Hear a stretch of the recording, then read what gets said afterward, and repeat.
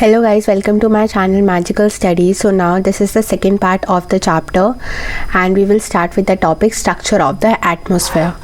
The atmosphere consists of different layers with varying densities and temperature. मतलब जो atmosphere है वो different layers में है और जिनमें क्या है, जिनमें differences है density और temperature में.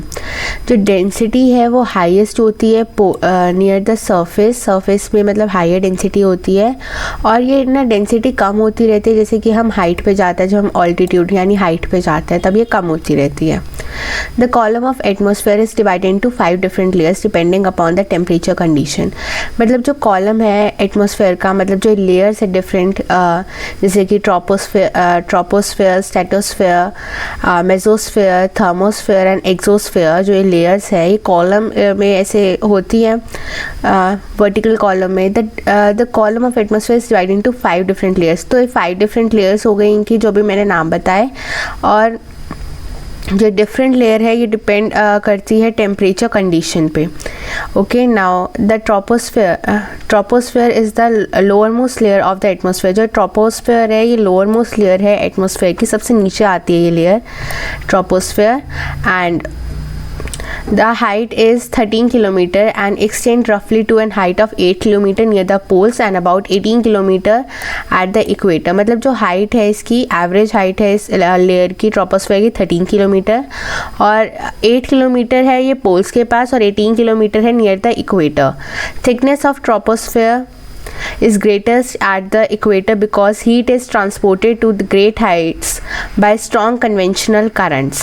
तो इसका मतलब जो thickness है ट्रोपोस्फेयर की वो ज़्यादा होती है इक्वेटर पे. ऐसा इसलिए होता है क्योंकि जो हीट है, जो गर्मी है वो ट्रांसपोर्ट होती है ग्रेटर हाइट्स पे थ्रू कन्वेंशनल करंट्स. जो कन्वेंशनल करंट्स होते हैं उसकी वजह से हीट ट्रांसफ़र होती है ग्रेटर हाइट्स पे. Okay, now the this layer contains dust particles and water vapour. मतलब इस लेयर में डस्ट पार्टिकल्स होते हैं, वाटर वेपर होते हैं. All changes in the climate and weather take place in this layer. मतलब जितने भी क्लाइमेटिकल और वेदर फिनोमिना है वो इसी लेयर में होते हैं और किसी लेयर में नहीं होते. जैसे कि रेनफॉल हो गई या और भी क्लाइमेट कंडीशन होती है वो सिर्फ इसी वाली लेयर पे होती है.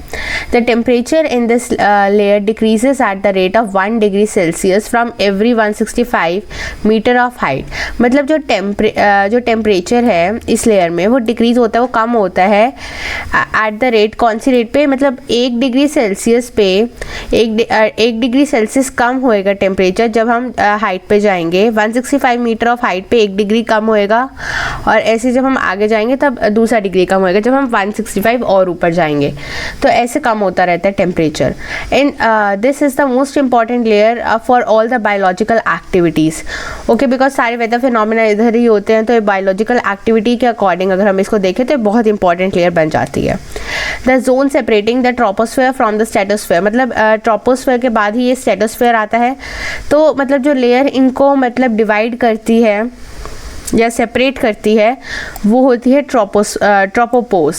Okay, the air temperature at tropopause is about -80 degree Celsius over the equator. और जो ये एयर का टेम्परेचर है ट्रोपोस्फेयर पे ये होता है -80 degree Celsius at over the equator, मतलब बिल्कुल इक्वेटर पे. और -45 डिग्री सेल्सियस होता है पोल्स पे. The temperature here is nearly constant. और जो टेम्परेचर होता है इधर वो कांस्टेंट ही होता है और इसीलिए इसको कहते हैं tropopause. The stratosphere is found above troposphere. मतलब ट्रोपोपोज के बाद आता है स्ट्रेटोस्फेयर एंड इसकी जो मतलब हाइट है वो 50 किलोमीटर है. और इसका इस लेयर का मतलब एक इम्पॉर्टेंट फिनोमिना ये है, फीचर ये है कि जो स्ट्रेटोस्फेयर है is that it contains the ozone layer. मतलब इधर ओजोन लेयर भी है, ठीक है. मतलब स्ट्रेटोस्फेयर कंटेन करता है ओजोन लेयर को. This layer absorb ultraviolet radiation which come from the sun. मतलब क्या करता है ये जो लेयर है ये एब्जॉर्ब कर लेती है यूवी रेज जो सन से आती है और ये एक शील्ड की तरह, मतलब बैरियर की तरह हमें प्रोटेक्ट करती है. बैरियर बन जाता है बीच में और हार्मफुल फॉर्म ऑफ एनर्जी से हमें प्रोटेक्ट करती है. इसके बाद आता है mesosphere. Mesosphere lies above stratosphere. मतलब स्ट्रेटोस्फेयर के ऊपर मेसोस्फेयर आता है जो कि उसकी हाइट है 80 kilometre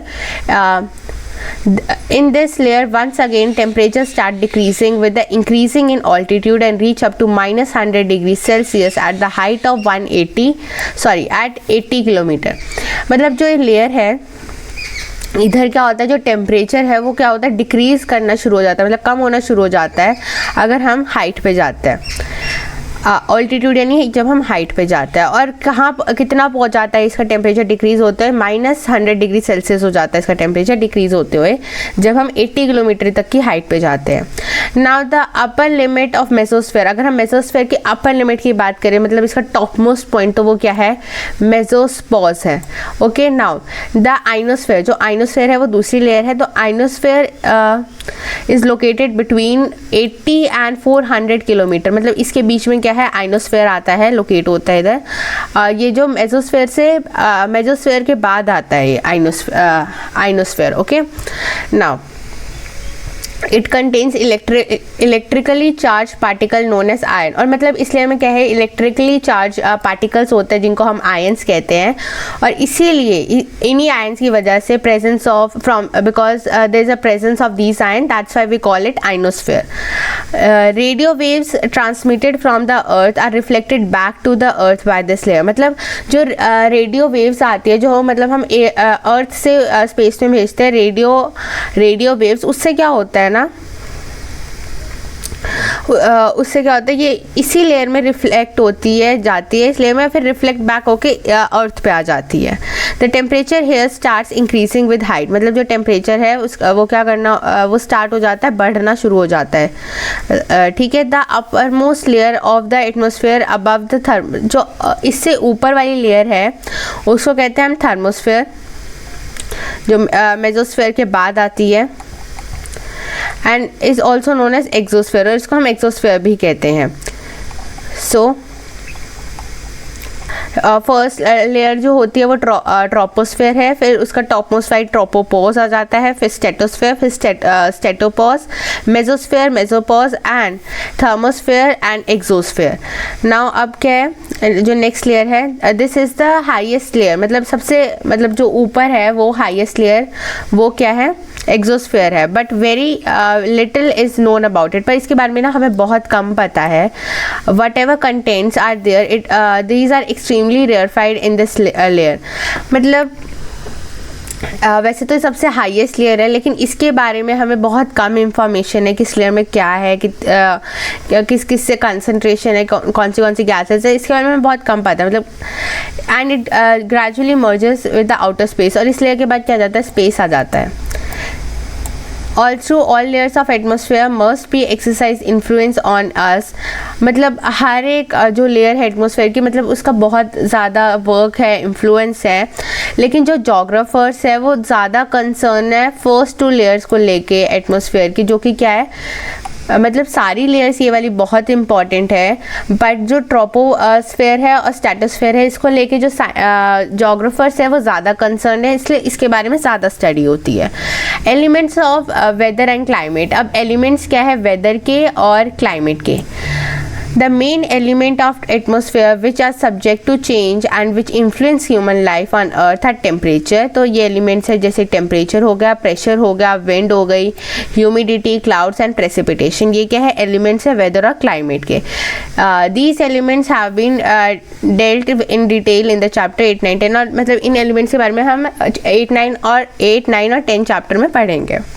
So that's all about this chapter. Thank you for watching my video. Please do like, share and subscribe to my channel.